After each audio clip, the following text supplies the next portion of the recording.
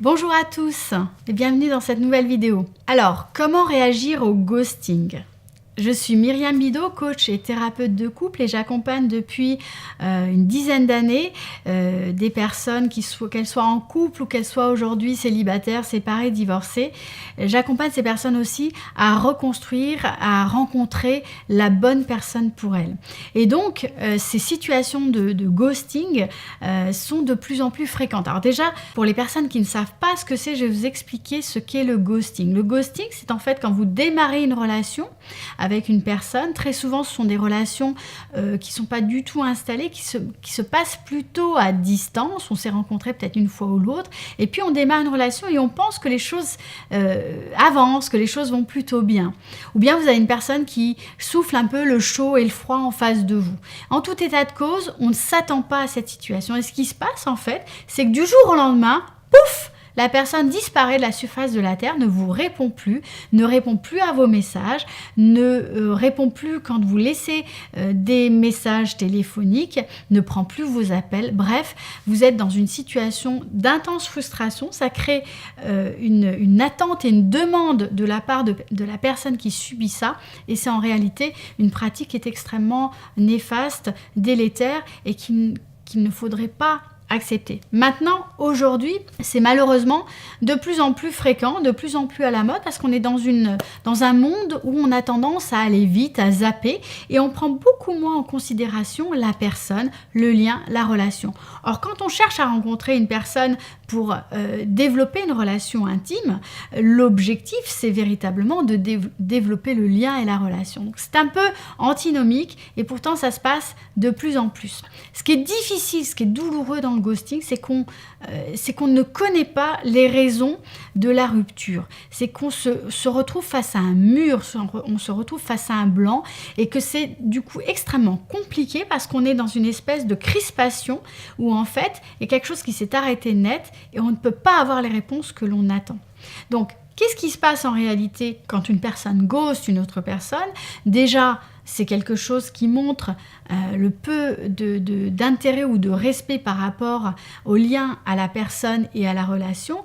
Et ensuite, en général, c'est le signe soit d'une fuite, donc quelque part d'un manque de courage, et soit le fait de quelqu'un qui a rencontré une autre personne ou le fait d'une personne qui n'est pas satisfait, qui n'est pas vraiment bien dans la relation avec vous, mais qui n'a pas osé vous en dire plus, ou qui a peut-être essayé de le faire, mais qui ne s'est pas senti entendu, et du coup, la relation, ou bien qui anticipe, par exemple, une situation difficile, et qui n'ose pas véritablement affronter les choses avec vous.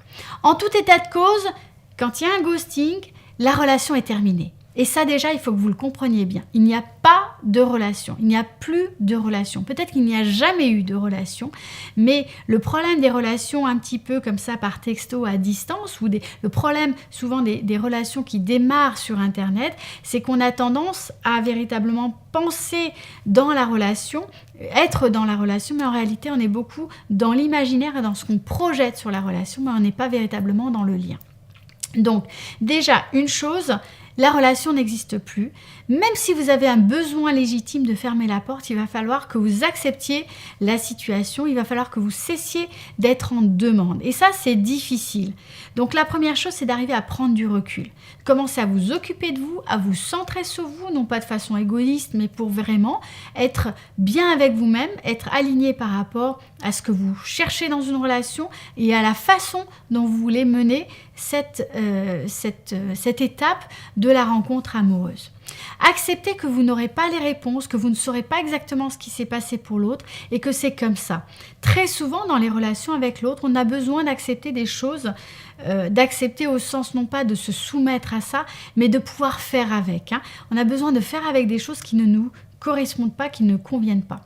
L'objectif du fait de prendre de la distance, c'est de vous permettre ensuite, pour les prochaines fois, de ne pas reproduire cette même situation, c'est-à-dire de changer vos habitudes et de véritablement commencer à prendre les relations telles qu'elles sont. C'est-à-dire quand on est dans un début de relation, l'objectif c'est simplement de se laisser guider par le plaisir, par sa curiosité et d'aller petit à petit dans la rencontre véritablement avec l'autre.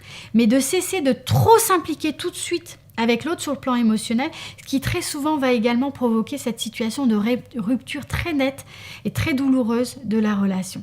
Donc véritablement, changez vos habitudes, prenez du recul, mettez des choses en place pour éviter que ça se reproduise, parce que c'est une situation que vous ne pouvez pas accepter et qui d'ailleurs ne correspond pas à votre quête d'une relation sérieuse et de qualité avec une personne qui vous correspond. Une action à faire pour aujourd'hui, pour que vous puissiez tout de suite mettre en place une chose concrète suite à cette vidéo, c'est d'écrire votre lettre de rupture à cette personne en mettant bien en place toutes les choses que vous souhaitez, en listant vraiment ce qui ne vous convient pas dans la relation, ce qui ne vous correspond pas véritablement, donc vous aurez besoin de prendre du recul sur cette relation. Cette lettre, vous pouvez l'envoyer, mais je vous conseille plutôt de le faire juste pour vous, de vous centrer là-dessus, de ne pas lui envoyer, de mettre des mots par écrit pour que vous puissiez fermer cette relation pour vous et pouvoir vraiment passer à autre chose sur une base qui soit une base positive, constructrice, sur laquelle vous aurez appris de cette situation difficile. Voilà, si vous avez aimé cette vidéo, mettez un petit pouce bleu en dessous de la vidéo. Également, posez vos questions, commentez, partagez vos expériences dans les commentaires sous la vidéo. Je me fais toujours un plaisir de vous répondre. Et puis, je vous dis à très bientôt pour une prochaine vidéo. N'hésitez pas à bien sûr vous abonner à ma chaîne YouTube. En cliquant sur le lien, vous recevrez du coup toutes les nouvelles vidéos directement dans votre boîte aux lettres. Je vous souhaite une très belle journée. À bientôt.